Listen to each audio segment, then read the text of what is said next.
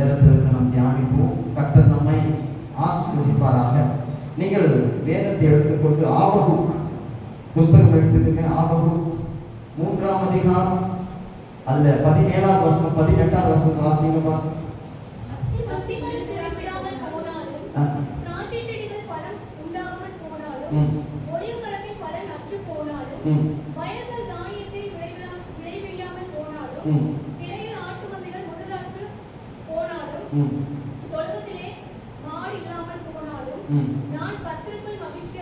நான் கர்த்தருக்குள் மகிழ்ச்சியாயிருப்பேன்,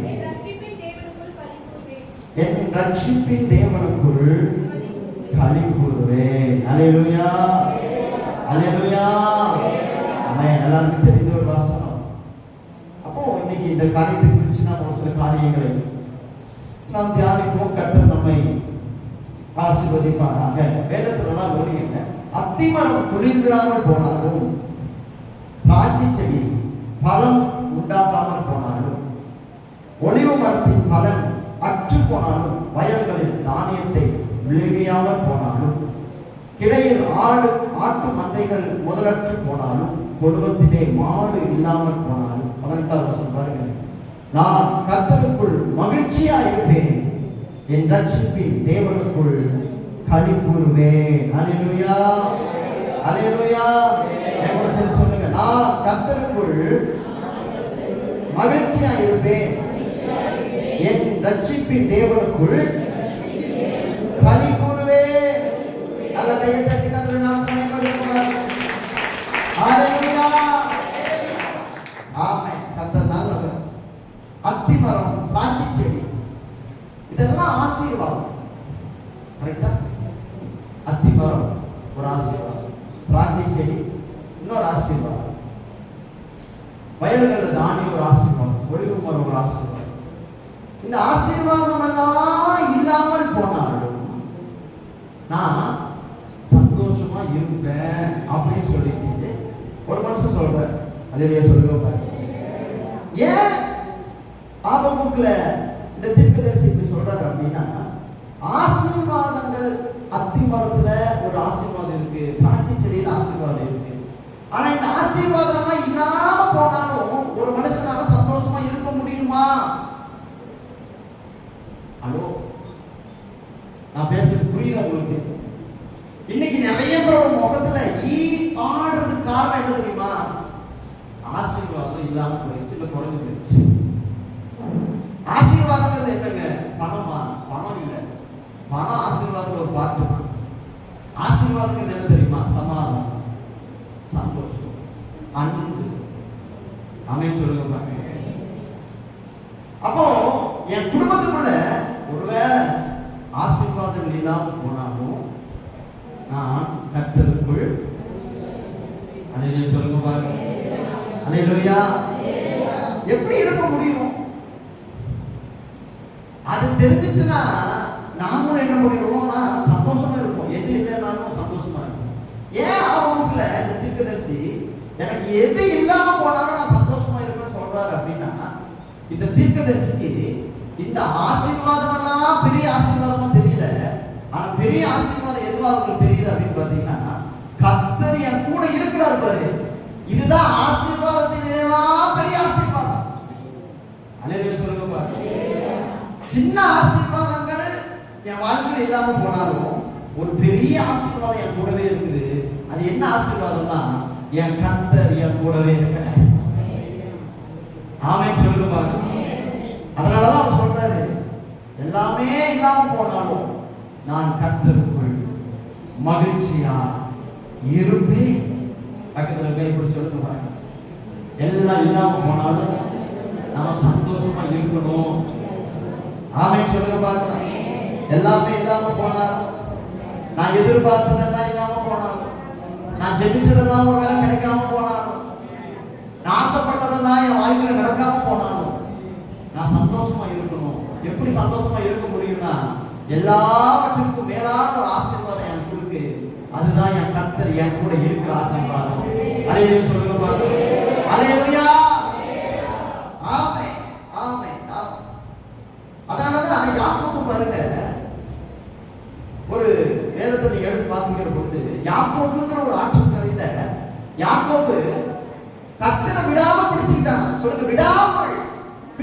கொண்டான், விடாமல் பிடித்துக் கொண்டான். ஏன் விடாமல் பிடிச்சுக்கிட்டான் அப்படின்னா, என்னை ஆசீர்வதியும் ஆண்டவரே விடாமல் பிடிச்சுக்கிட்டான். அல்லேலூயா சொல்லுங்க. அந்த ஆதியாகமம் புத்தகம் 33ஆம் அதிகாரம் அதுல 24ஆம் வசனத்திலிருந்து நீங்க வாசிச்சு பாருங்க. அவர்களையும் சேர்த்து ஆற்றை கடக்கப்பட்டு தனக்கு முன்னாடி யாவையும் அக்கறைப்படுத்தினான்.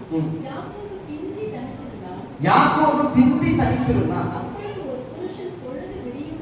அப்பொழுது ஒரு புருஷன் பொழுது விடியும் அளவு அவனுடனே போராடி அவனை மேற்கொள்ளாததைக் கண்டு அவனுடைய தொடை சுருட்டி தொட்டான். அதனால் அவனுடனே போராடுகிற யாக்கோபின் தொடை சுருக்கிற்று. அவர் பாருங்க, அவர் நான் போகட்டும் பொழுது விடுகிறது என்றால் அதற்கு அவன் நீ என்னை ஆசீர்வதித்தால் உண்மை போகவிடு. யாக்கோபு எதுக்காக நைட்டு ஃபுல்லா இரவு ஃபுல்லா எதுக்காக கடவுள்கிட்ட போராடினாரு? ஆசீர்வாதத்துக்காக. நீங்க பைபிள்ல இந்த வசனத்தை கொஞ்சம் தெளிவா வாசிச்சு பார்த்தீங்கன்னா உங்களுக்கு நிறைய விஷயங்கள் புரியும். யாக்கோபு கடவுள் ஆல்ரெடி ஆசீர்வதிச்சு தான் வச்சிருந்தார். யாக்கோபுக்கு 1க்கு 2 மனைவி இருந்தாங்க. யாக்கோபுக்கு 1க்கு 12 குழந்தைகள் இருந்தாங்க. பாருங்க, வேலைக்காரர் இருந்தாங்க, வேலைக்காரங்க இருந்தாங்க. யாக்கோபுக்கு இல்லாத ஆசீர்வாதமே கிடையாதுங்க. யாக்கோபு பெரிய பணக்காரங்க, இருபரிவாரத்தோட வராங்க. ஏன்னா கடவுள் அவ்வளவு ஆசீர்வதிச்சாரு. லாபான் கையிலிருந்து நிறைய எண்ணத்தை கர்த்தர் பிடிங்கி யாக்கோபு கையில் கொடுத்தாரு. யாக்கோபு ஆசீர்வாதமான மனுஷன். ஆனா இவ்வளவு ஆசீர்வாதம் யாக்கோபுக்கு இருந்து கூட மறுபடியும் எதுக்கு இந்த யாக்கோபு போய் வீணா ஆசீர்வதிங்க ஆண்டவரே, ஆசீர்வதிங்க ஆண்டவரே, ஆசீர்வதிங்க ஆண்டவரே கேட்கிறான்? பேச புரியுது உங்களுக்கு? ஆல்ரெடி ஆசீர்வாதம் இருக்குங்க, எல்லா ஆசீர்வாதம் அவனுக்கு இருக்குங்க, அவன் குறை இல்லைங்க, எல்லா நன்மையும் அவனுக்கு இருக்குங்க. ஆனாலும் யாக்கோபு ராமன் உட்கார்ந்து ஆசீர்வதிங்க ஆசீர்வதிங்கன்னு ஆண்டவரோட போராடினான். இந்த யாக்கோபு பைத்தியமா முடிச்சிருக்கு. ஆசீர்வாதம் இருந்து மறுபடியும் ஏங்க போய் ஆசீர்வாதத்தை கேட்கிறாரு அப்படின்னா, யாக்கோபு என்ன ஆசீர்வாதத்தை கேட்டார் அப்படிங்கிறத இங்க முக்கியம். ஆமென் சொல்லுங்க பாருங்க. யாக்கோபு இன்னும் 4 இன்னும் கொஞ்சம் ஆட்டு மந்தைகளை தான் ஆண்டவரே, 2 மனைவி இருக்கிறாங்க, இன்னொரு 5 மனைவி கொடுங்க ஆண்டவரே கேட்கல. ஆமென் சொல்லுங்க பாருங்க. ஏன்னா 2 ஒண்ணே முடியாது, 2 அவருடைய பாவம். கர்த்தர் நல்லவர் இல்ல. பாருங்க, வேலைக்காரர்கள் கொடுக்காண்டவரே, வேலைக்காரிகள் கொடுக்காண்டவரேன்னு கேட்கல. அவர் என்ன ஆசீர்வாதத்தை கேட்டார் தெரியுமா? ஆண்டவரே, எனக்கு இவ்வளவு ஆசீர்வாதம் இருந்தாலும் என் கூட நீங்க இருக்கிற ஒரு ஆசீர்வாதம் என் ஆண்டவரே. ஆமென் சொல்லுங்க பாருங்க. எனக்கு நீங்க தான் ஆசீர்வாதம். என்னோட முதல் ஆசீர்வாதம் நீங்க தான். மத்த எவ்வளவு ஆசீர்வாதம் என்னை சுத்தி இருந்தாலும் கடவுள் என் கூட இல்லைன்னா, ஏசப்பா என் கூட இல்லைன்னா, எத்தனை ஆசீர்வாதம் இருந்தாலும் அத்தனை ஆசீர்வாதமும் வீண் தான். ஆனா எந்த ஆசீர்வாதமுமே இல்லாம கடவுள் மட்டும் என் கூட இருக்கிறாருன்னு வச்சுக்கங்களேன், நான் ஆசீர்வாதமான மனுஷன். ஏன்னா எல்லாமே போனா கூட திரும்பவும் கர்த்தர் எல்லாத்தையும் கொடுக்க வல்லமையுள்ளவரா இருக்கிறாரு. அதனாலதான் பைபிள் வசனம் சொல்லுது பாருங்க, கர்த்தரை தெய்வமாய் கொண்டிருக்கிற ஜனம் பாக்கியம் உள்ளது. பக்கத்துல பைபிள் சொல்லுங்க பாருங்க, கர்த்தரை தெய்வமாய் கொண்டிருக்கிற ஜனம் பாக்கியம் உள்ளது. ஆமென், அல்லேலூயா. அதனாலதான் யாக்கோபு இந்த ஆசீர்வாதத்துக்காக தான் போராடுறார். சொல்லுங்க, போராடுறார். அல்லேலூயா, அல்லேலூயா. எவ்வளவு ஆசீர்வாதம் இருந்தாலும் அவர் என் கூட இருக்கிற மாதிரி வராது. கிட்ட ஏசா வருவான். ஏசா வந்தானா என்கிட்ட இருக்கிற ஆடு என்ன காப்பாத்தாது, என்கிட்ட இருக்கிற மாடு என்ன காப்பாத்தாது, என்கிட்ட இருக்கிற பணம் என்ன காப்பாத்தாது, என்கிட்ட இருக்கிற வேலைக்காரங்க என்ன காப்பாற்ற மாட்டாங்க. விடிஞ்சா ஏசா வந்தானா என்ன கொன்றுவான். யாக்கோபு சொல்றான் பாருங்க, அவன் கிட்ட இருந்து நான் தப்பிக்கணும்னா ஆண்டவரே நீங்க என் கூட இருக்கிற ஆசீர்வாதத்தாவே. நீங்க எத்தனை பேர் சொல்றீங்க? ஆசீர்வாதத்தையும் பெரிய ஆசீர்வாதம் கர்த்தர் என் கூட இருக்கிறது. கோடி ரூபாய் பணம் இருந்தாலும் அதை விடவும் பெரிய ஆசீர்வாதம் என் அப்பா என் வீட்டுக்குள்ள என் கூட இருக்கிறது. நான் போறப்பெல்லாம் ஏசப்பா என் கூட வர்றதுதான் பெரிய ஆசீர்வாதம். நான் சோர்ந்து போய் இருக்கிறவங்க கட்டி கொடுத்து அழகான்னு சொல்றது பெரிய ஆசீர்வாதம். எத்தனை மனுஷங்க தள்ளி விட்டாலும் தூக்கி விட கர்த்தர் இருக்கிறார் பாருங்க, அதான் பெரிய ஆசீர்வாதம். இந்த ஆசீர்வாதம் தான் யாக்கோபு கேட்ட அல்லேலூயா. சீமோன் பேதுரு பாருங்க, ராவணமும் பிரயாசப்பட்டு ஒரு மீனும் அகப்பட இல்லை, வருத்தத்தோடு இருக்கிறாரு. கூட்டாளிகளும் மீன்கள் பிடிச்சிட்டு சந்தோஷமா இருக்கிறப்ப பேதுரு மட்டும் வருத்தத்தோட இருக்கிறாரு. ஏசு அந்த இடத்துக்கு வராரா? லூக்கா 5ஆம் அதிகாரத்துல வாசிக்க வேணாம், நேரம் இல்லை, நானே சொல்லிடுறேன். லூக்கா 5ஆம் அதிகாரத்துல இயேசு வராரு அந்த இடத்துக்கு வந்து என்ன பண்றாரு பாருங்க, பேதுருவை போய் ஆழத்துல போய் வலையை போட்டுப்பான்னு சொல்லி மீன் பிடிக்க வச்சுட்டாரு. எத்தனை மீன் தெரியுமா சார்? வலை கிழிந்து போடத்தக்கதாக 2 படகுகள் மூழ்கத்தக்கதாக மீன்களை பிடிக்கிறாங்க. இவ்வளவு மீன்களை பிடிச்சு இப்ப பேதுருக்கு முன்னாடி இயேசு இருக்கிறாரு. அம்மை சொல்லுங்க, அனுபவிங்க. இப்ப பேதுருக்கு முன்னாடி இயேசு இருக்கிறாரு. இப்ப இயேசு சொல்றாரு, நீ மனுஷனை பிடிக்கிறவனா வான்னு சொல்லி இயேசு பாப்பா நடந்து போயிட்டாரு. ஆனா இந்த பேதுரு பாருங்க, மீன் இவ்வளவு பிடிச்சாங்க, இந்த மீனையெல்லாம் கொண்டு போய் வித்து இதுல சந்தோஷப்படுவான்னு பார்த்தா அந்த மீனையெல்லாம் அம்மோன்னு அங்கேயே விட்டுட்டு இயேசு பார்த்து பின்னாடி போயிட்டாங்க. அன்னையில சொல்லுங்க. அப்போ ஒரு விஷயத்தோட புரிஞ்சுக்கங்க, பேதுரு முட்டாளா? நான் கேட்கிறேன், பேதுரு பைத்தியக்காரனா? கொஞ்ச நேரத்துக்கு முன்னாடி மீன் இல்லைன்னு வருத்தப்பட்டாங்கல்ல, இப்ப மீன் எவ்வளவு கர்த்தர் கொடுத்ததுக்கு அப்புறம் மீனாலதான் சந்தோஷப்படணும், மீனை விட்டுட்டு போறான் பைத்தியக்காரனால அப்படின்னு கேட்டா, அவன் பைத்தியக்காரன் இல்லை, உண்மையான ஆசீர்வாதம் எது நாம் பார்த்ததுனால. இன்னைக்கு நாம நிறைய பேரு உண்மையான ஆசீர்வாதம் எதுன்னு தெரியாததுனால கர்த்தரை விட்டு எதுக்கு பின்னாடியெல்லாம் ஓடுறோம். ஜெபம் பண்றதுக்கு நேரம் இல்லை பாஸ்டர். ஏன் நேரம் இல்லை? ராமனும் கர்த்தரோடு கூட போராடுறதுக்கு நேரம் இல்லை, ஆனா செல்போனை நோட்டுறதுக்கு நேரம் இருக்காது. உபவாசம் போட்டு ஒரு நாள் ஜெபம் பண்ணணும் அம்மா முடியாது. லோ பிரஷர் வந்துடும், சுகர் வந்துடும், பிரஷர் வந்துடும். நமக்கு சொல்லுவாங்க பாஸ்டர் அது ரொம்ப கஷ்டம் பாஸ்டர். ஆனா அதுவே அவங்க வீட்டுல ஏதாவது ஹஸ்பண்ட் ஒய்ஃப் சட்டம் இருக்கும், சாப்பிடாம 2 நாள் இருப்பாங்க, பார்க்க மாட்டேன். எப்படி இப்ப முடிஞ்சது அப்போ ஏன் முடியல? இப்ப சுகர் ஏன் வரல? இப்ப ஏன் லோ பிரஷர் வரல? ஆமென் சொல்லுங்க பாருங்க. அல்லேலூயா. அப்போ ஒரு விஷயத்தை புரிஞ்சுக்கங்க, நமக்கு ஆசீர்வாதத்தை எல்லாம் விடவும் பெரிய ஆசீர்வாதம் எது தெரியுமா? என் ஆண்டவர் கூட நான் இருக்கிறது. ஆனா நாம அந்த ஆசீர்வாதத்தை பெருசா நினைக்காம நாம உலக ஆசீர்வாதத்தை எல்லாம் பெருசா நினைக்கிறோம். ஆனா ஒண்ணு தெரியுமா உங்களுக்கு, இந்த உலக ஆசீர்வாதம் ஒரு நாள் அழிஞ்சு போயிடும். இன்னைக்கு உங்க கையில் இருக்கிறது நாளைக்கு இன்னொருத்தர் கைக்கு போயிடும். இந்த உலக ஆசீர்வாதம் ஒரு நாள் உங்களை விட்டு அதை பிரிஞ்சு போகும், இல்லைன்னா நீங்க அவங்களை விட்டு பிரிஞ்சு போயிடுவீங்க. ஆனா உங்களை விட்டு பிரியாத ஒரு ஆசீர்வாதம், நித்திய ஜீவனுக்குள்ள உங்களை கொண்டு போகிற ஆசீர்வாதம், நீங்க மரிச்சாலும் உங்க பக்கத்துல நிக்கிற ஆசீர்வாதம், நீங்க கண்ணை மூடுறப்போ பரலோகத்துல உங்க பேரை எழுதி வச்சு காத்திருக்கிற ஆசீர்வாதம், நாம் ஆண்டவராகிய இயேசு கிறிஸ்துவின் ஆசீர்வாதம். ஆண்டவர் ஆசீர்வாதம் பாருங்க, ஆண்டவரை ஆசீர்வாதம் பாருங்க. ஆமென் சொல்லுங்க. நிறைய பேர் ஆசீர்வாதம் பார்க்கிறது இணையமாக பாருங்க, நம்ம அப்பாவை எவ்வளவு பெரிய ஆசீர்வாதம் அப்பாங்கிறத புரிஞ்சுக்கல பாருங்க.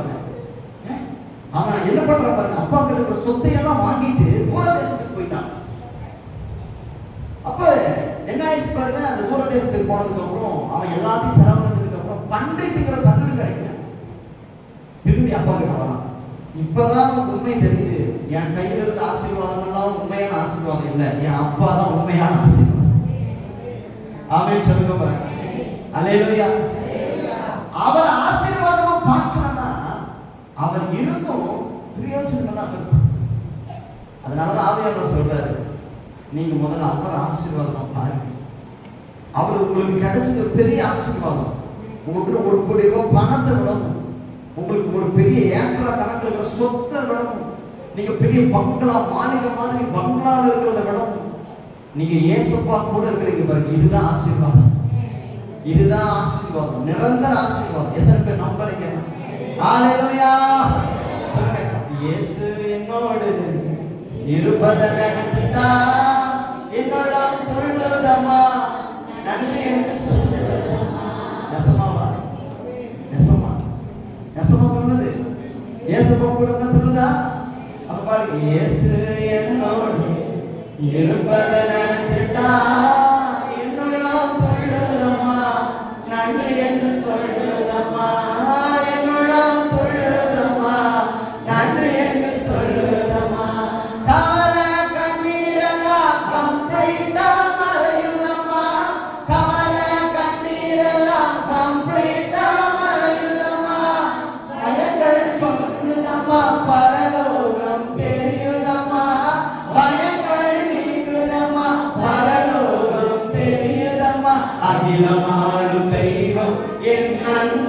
இதய தீபம் அகிலமானவே. ஆமென். அதனால ஆண்டவர் சொல்றாரு பாருங்க, இவ்வளவு பெரிய ஆசீர்வாதமா இயேசு இருக்கிறதுனால இயேசு கிறிஸ்து விடாம உறுதியா பிடிச்சுக்கங்க. அவரை மட்டும் விட்டுறாதீங்க, எதற்கோ விட்டுறாதீங்க.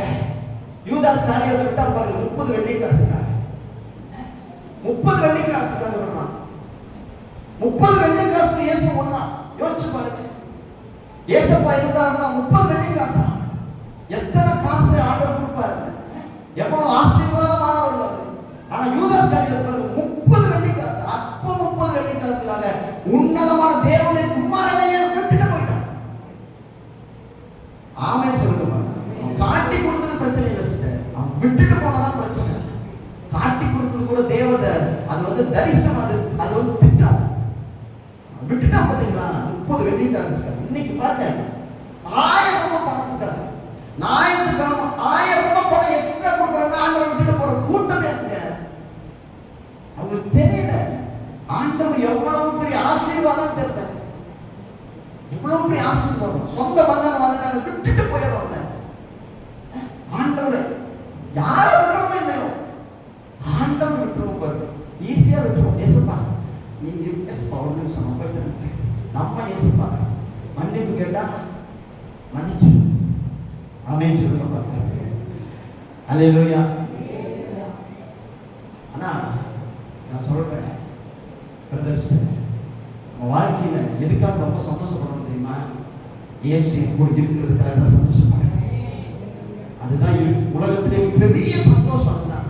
அதனாலதான் ஆபத்து சொல்றாரு பாருங்க, அத்து மரம் துளிர் விடாமல் போனால், திராட்சை செடி கனி விடாமல் போனால், பாருங்க ஒளிவ மரம் பலனற்று போனாலும், வயல்களில் தானியம் இல்லாமல் போனாலும், ஆட்டுகள் இல்லாமல் போனாலும், மாடுகள் இல்லாமல் போனாலும், அடுத்தது நான் கர்த்தருக்குள் மகிழ்ச்சியா இருப்பேன். நீங்க எத்தனை பேர் சொல்றீங்க நான் ஆண்டவருக்குள் மகிழ்ச்சியா இருப்பேன்? எனக்கு எது இல்லைனாலும் சரி, நான் நம்பளவங்க என் பக்கத்துல இல்லாம போனாலும் சரி, என் வாழ்க்கையே இருளா இருந்தாலும் சரி, என் வாழ்க்கையில எதுவுமே நடக்காம போனாலும் சரி, நான் ரொம்ப ரொம்ப தனிமையில இருந்தாலும் சரி, நான் சந்தோஷப்படுவேன். ஏன்னா கர்த்தர் என் கூட இருக்கிறார், கர்த்தர் என் கூட இருக்கிறார், கர்த்தர் என் கூட இருக்கிறார். ஹalleluya, ஹalleluya. அதான் ஒரு பாஸ்டர் முதல்ல ஒருத்தர் சொல்லுவாங்க, நம்ம ஒரு மார்க் போடுவோம் அப்படின்னு சொல்லிட்டு போடுவார். என்ன மார்க் அப்படின்னா அவரே போடுவார் பாஸ்டர். படிப்புல 0 போடுவார், அழகுல 0, திறமையில 0, எல்லாத்துலயுமே 0 0 0 0 0. நான் எதுலையுமே உருப்படி இல்லைங்க, எல்லாமே 0. அப்புறம் அவர் சொல்லுவார் கடைசியா எல்லாமே 0 போட்டு, இயேசுப்பா என் வாழ்க்கையில வந்ததுக்கு அப்புறம் அவர் என் வாழ்க்கையில ஒண்ணா வந்துட்டாரு. ஆமென் சொல்லுவாங்க. இப்ப 0க்கு முன்னாடி 1 வந்தோடனே அதனுடைய மதிப்பு எங்கேயோ போயிடுச்சு அப்படி சொல்லுவாரு. அது எவ்வளவு உண்மைனா, உண்மையாலுமே என் வாழ்க்கையில 0 இருக்கணும்னா எவ்வளவுக்கு எவ்வளவு 0 இருக்கணும், அவ்வளவு அளவு மதிப்புரியோட மாறுறது காரணம் தெரியுமா? ஏசப்பா என் கூட இருக்கிறதுனால. என் கூட அவர் இருக்கிறார். சொல்லுங்க, என் கூட அவர் இருக்கிறார். ஹalleluya, ஹalleluya. அதனாலதான் பாருங்க 12 சீசர்களை பார்த்து சொல்றாரு, எல்லாரும் ஏசப்பா விட்டு போயிட்டாங்க ஒரு கட்டத்துல. அப்ப யோவான் 6ஆம் அதிகாரம் 67 68 சொல்றாரு, யாரிடத்தில் அந்த எல்லாரும் போயிட்டாங்க, நீங்களும் போகிறதுக்கு சித்தமா இருக்கிறீங்களா? 12 பேர் வந்து கேட்கிறாரு பாருங்க. வசனம் வாசிங்க. அப்பொழுது இயேசு 12 நோக்கி, நீங்களும் போய்விட மனதா இருக்கிறீர்களா என்று கேட்டார். சீமோன் பேதுரு பிரதியுத்தரமாக, ஆண்டவரே யாரிடத்தில் போவோம்? நித்திய ஜீவ வசனங்கள் உம்மிடத்தில் உண்டே, நீ ஜீவனுள்ள தேவனுடைய குமாரனாகிய கிறிஸ்து என்று நாங்கள் விசுவாசிக்கும் அறிந்தும் இருக்கிறோம் என்றார். யாரிடத்தில் போவோம் ஆண்டவரே? சங்கீதக்காரன் சொல்றான் பாருங்க 73:25 சங்கீதம் 73:25 வாசிச்சு பாப்பீங்க தெரியும். பூலோகத்தில் உண்மை இல்லாமல் எனக்கு யாரும் ஆண்டவரே, பரலோகத்தில் உண்மை தவிர எனக்கு வேறு விருப்பம் இல்லை ஆண்டவரே.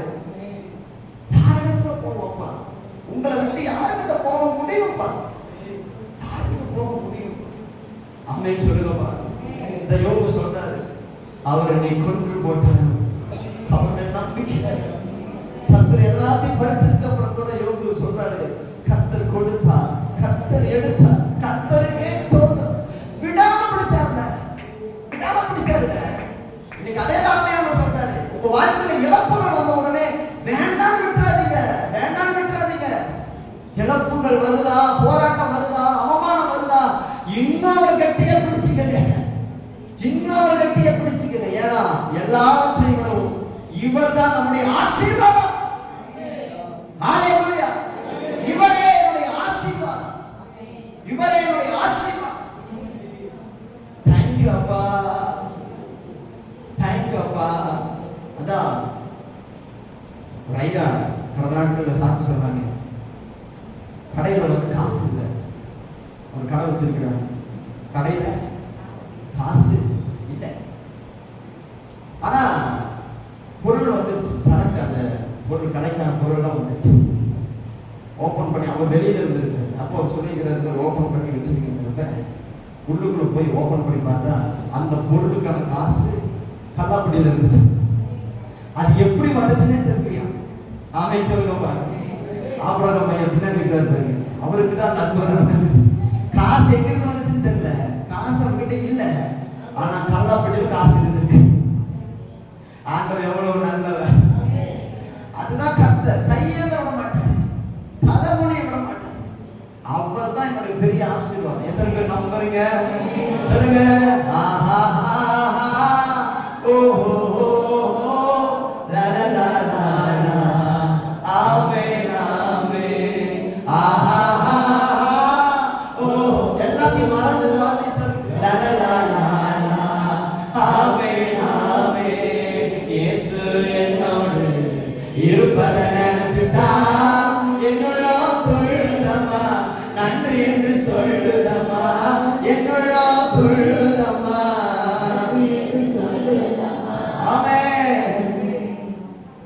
அப்ப ஏசப்பா இப்படி நம்ம கூட இருக்கிறாரு, அவர் ஒரு பெரிய ஆசீர்வாதமா இருக்கிறார். ஆனா இவ்வளவு பெரிய ஆசீர்வாதம் நம்ம பக்கத்துல இருந்தும் அவரை ஏன் நம்மளால அனுபவிக்க முடிய மாட்டேங்குது? இதுதான் நீங்க நம்ம ஆண்டோடைய வார்த்தையை கேட்க போறோம். இவ்வளவு பெரிய ஆசீர்வாதம் ஏசப்பா என் பக்கத்துல இருக்காரு பாஸ்டர், நீங்க சொல்றதெல்லாம் கரெக்ட் தான். ஏசப்பா பெரிய ஆசீர்வாதம், பெரிய ஆசீர்வாதம்.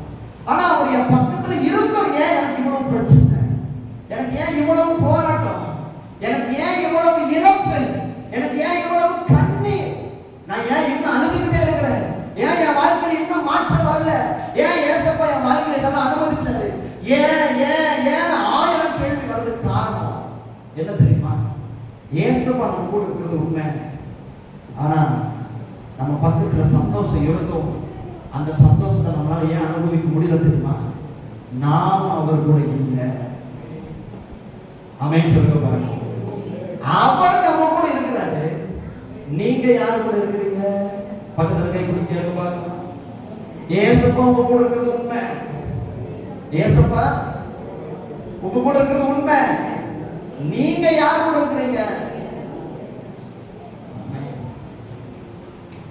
அவர் என் கூட இருந்தா எனக்கு ஆசீர்வாதம் இருக்கு, ஆனா அந்த ஆசீர்வாதத்தை நான் அனுபவிக்கணும்னா நான் அவர் கூட இருக்கணும். நானும் அவரும் எனக்கு அதான் ஆசீர்வாதம் வரும், அவர் மட்டும் இருக்கிறதுனால ஆசீர்வாதம் வராது. எத்தனை பேருக்கு நான் பேசுறது புரியுது? ஆமென் சொல்லுங்க பார்க்கலாம். ஒரே ஒரு வேதத்துல ஒரே ஒரு சம்பவத்தை மட்டும் பார்த்துட்டு நம்ம ஜெபிக்கலாம். மார்த்தாள் மரியாள் சம்பவத்தை குறித்து வேதத்தில் சொல்லப்பட்டிருக்கு பாருங்க. லூக்கா 10ஆம் அதிகாரம் 38வது வசனத்துல நீங்க வாசித்தீங்கன்னா தெரியும் பாருங்க. லூக்கா 10:38 வாசிங்க. ஞானமாய் போகையில் அவர் ஒரு கிராமத்தில் பிரவேசித்தார். அங்கே மார்த்தாள் என்னும் பெயர் கொண்ட ஒரு ஸ்திரீ அவரை தன் வீட்டிலே ஏற்றுக்கொண்டாள். அவளுக்கு மரியாள் எனப்பட்ட ஒரு சகோதரி இருந்தாள். அவள் இயேசுவின் பாதத்தருகே உட்கார்ந்து அவருடைய வசனத்தை கேட்டுக்கொண்டிருந்தாள். மார்த்தாளோ பற்பல வேலைகளை செய்வதில் மிகவும் வருத்தம் அடைந்து அவரிடத்தில் வந்து, ஆண்டவரே, நான் தனியே வேலை செய்யும்படி என் சகோதரி என்னை விட்டு வந்திருக்கிறதை குறித்து உமக்கு கவலை இல்லையா? எனக்கு உதவி செய்யும்படி அவளுக்கு சொல்லும் என்றார். அல்லேலூயா சொல்லுங்க பாருங்க. மார்த்தாள் என்பவள் இயேசுவை தன்னுடைய வீட்டுக்கு கூப்பிடுறார். யார் கூப்பிடுறா? மார்த்தாள் கூப்பிடுறா. ஆனா இயேசு வீட்டுக்குள்ள போனதுக்கு அப்புறம் மார்த்தாள் அவன் வேலை செய்துட்டு போயிட்டான். அல்லேலூயா அல்லேலூயா சொல்லுங்க பாருங்க. அல்லேலூயா. மார்த்தாள் யார் கூப்பிட்டு போனா? மார்த்தாள் தான் இயேசுவை கூப்பிட்டு போனது. வீட்டுக்கு யார் கூப்பிட்டு போனா? மார்த்தாள் தான் கூப்பிட்டு போனா. கூட்டிட்டு போனா இவன் என்ன பண்றா பாருங்க, அவன் வேலை செய்துட்டு போயிட்டான். இயேசப்பா கூட தான் இருக்கிறாரு. ஆனா மார்த்தாள் இயேசுப்பா கூட இல்லை. ஆனா மரியாதை பாருங்க என்ன பண்றா?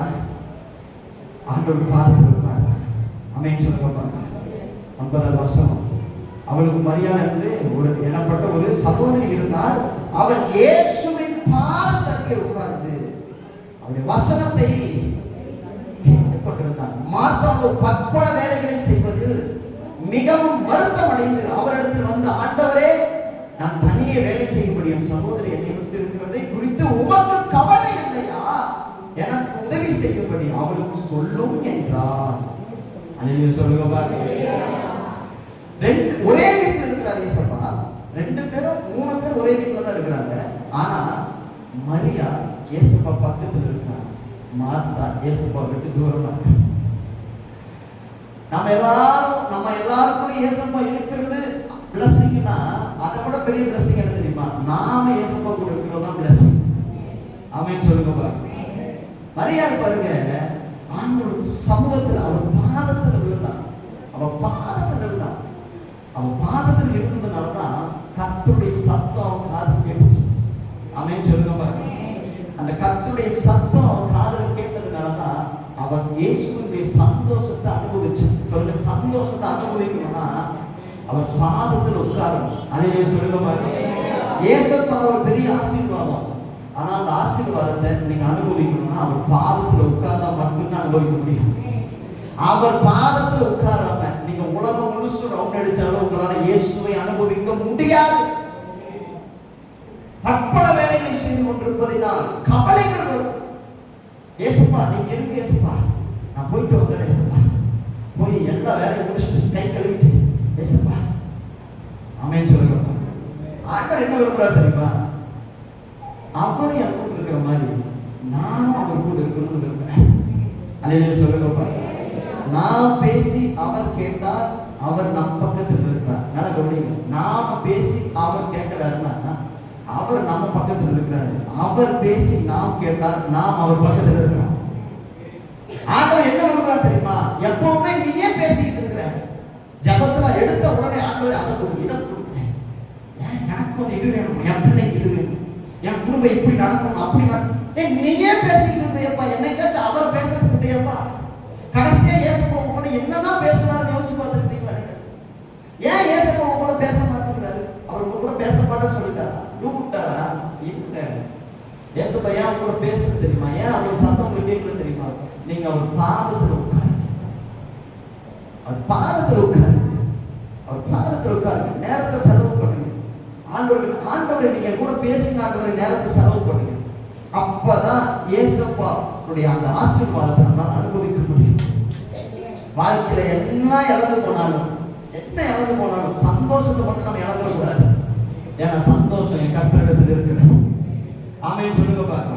பிசாசு யோபுகிட்ட இருந்து எல்லாத்தையும் பறிச்சாங்க. கர்த்தரை பிசாசால பறிக்க முடியல. அதே போலதான் ஆண்டவர் சொல்லி தர்றாரு பாருங்க. நீங்க என்னத்தையோ குறிச்சு கவலைப்படுறீங்க. அது இல்ல, இது இல்ல, அப்படி ஆயிடுச்சு, இப்படி ஆயிடுச்சு, வந்தவன் போனவன் அப்படி பேசிட்டான், இப்படி பேசிட்டான், அவன் அப்படி பார்த்துட்டான், இப்படி போய் சொல்லிட்டான், இப்படி எல்லாம் குறித்து கவலைப்பட்டு வீணா உட்கார்ந்துட்டு இருக்கிறீங்களே. ஆவியானவர் சொல்லி தர்றாரு, இல்லப்பா, இப்படி கவலைப்பட்டு வீணா உட்கார்றதை விட தேவ சமூகத்தில் உட்காரு, தேவனுடைய பாதத்தில் உட்காரு. நீ பாதத்தில் உட்கார்ந்தனா எந்த பிரச்சனை வந்தாலும் கர்த்தர் உன்னை ஆச்சரியமாய் நடத்துவார். கர்த்தர் உன்னை அதிசயமாய் நடத்துவார். அவருடைய சத்தத்தை நீ கேட்கலாம். நீ அவர் பக்கத்தில் இருக்கிறன்னு அர்த்தம். ஆமென் சொல்லுங்க. அல்லேலூயா. நான் பேசுறத அவர் கேட்கிறாருன்னா அவர் என் பக்கத்தில் இருக்கிறார். அவர் பேசுறத நான் கேட்கிறேன்னா நான் அவர் பக்கத்தில் இருக்கிறேன். நான் பேசுறது அவர் கேட்டுக்கிட்டே இருந்தா மட்டும் பார்த்தாரு. அவர் பேசுறதை நான் கேட்கிறப்பதான் ஒரு பெரிய ஆசீர்வாதம் என் தலைமையில வருது. எத்தனை பேர் நம்புறீங்க? ஆமென் சொல்லுங்க பாருங்க. அந்த 41வது வசனத்துல இயேசு சொல்றாரு பாருங்க. இயேசு அவளுக்கு விரோதமாக, மார்த்தாளே மார்த்தாளே, நீ அநேக காரியங்களை குறித்து கவலைப்பட்டு கலங்குகிறாய்.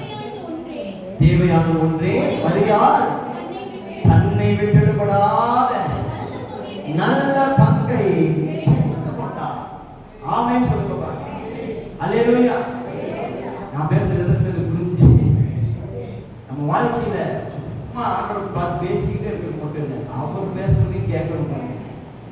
இல்லைன்னா கவலை, வருத்தம், கண்ணீர் எல்லாமே வரும். நீங்க சொல்லலாம் இயேசுப்பா என் கூட இல்லையே அப்படின்னு நினைக்கலாம். ஆனா இயேசுப்பா உங்க கூட தான் இருக்கிறாரு. ஆனா இருந்தும் அவர் அமைதியா இருக்கிறாரு. காரணம் என்ன தெரியுமா? நீங்க அவர் பக்கத்துல இல்லை. ஆமென் சொல்லுங்க பாருங்க. இன்னைக்கு ஆண்டவர் சொல்லி தராங்க, அவர் பக்கத்துக்கு வந்துருங்க. அப்பா உங்களை ஆசீர்வதிக்க விரும்புறாரு. ஆண்டவர் உங்க கூட இருக்க விரும்புறாரு. உங்க பக்கத்துல இயேசுப்பா இருக்கிறப்ப எதுக்கு நீங்க பயப்படணும்? யாருக்கு நீங்க பயப்படணும்? யாருக்கு நீங்க கவலைப்படணும்? எதுக்காக நீங்க சோர்ந்து போகணும்? எதை குறிச்சு வருத்தம் கவலைப்பட்டு வருத்தத்தோடு உட்கார்ந்து இருக்கிறீங்க? இயேசுப்பாவே உங்க கூட இருக்கிறாருங்க. உலகத்தை படைச்சவர் கூட இருக்கிறாருங்க. அவர் ஒரு வார்த்தை சொன்னா எல்லாம் மாறிடுங்க. அவர் ஒரு வார்த்தை சொன்னா போது சகலம் புதுசாயிருங்க. அவர் ஒரு வார்த்தை சொன்னா போது மரிச்ச உயிரோடு எழுந்திருச்சிருவாங்க. அவருக்கு முன்னாடி லேகியம் பிசாசுகள் கூட மண்டிட்டு கதறுங்க. அவருக்கு முன்னாடி காற்றும் கடலும் கூட அமைதியாகுங்க. இவ்வளவு பெரிய தெய்வம் உங்க பக்கத்துல இருந்தோம் நீங்க ஏங்க கவலைப்படுறீங்க? இன்னைக்கு ஆண்டவர் சொல்லி தராரு பாருங்க, இவ்வளவு பெரிய தெய்வத்தை கையில வச்சுக்கிட்டு நீ கவலைப்படாத. தேவ சமூகத்தில் உட்காரு. அவர் எல்லாவற்றையும் செய்து முடிக்க வல்லமையுள்ள தேவனாய் இருக்கிறார். ஹalleluya, ஹalleluya.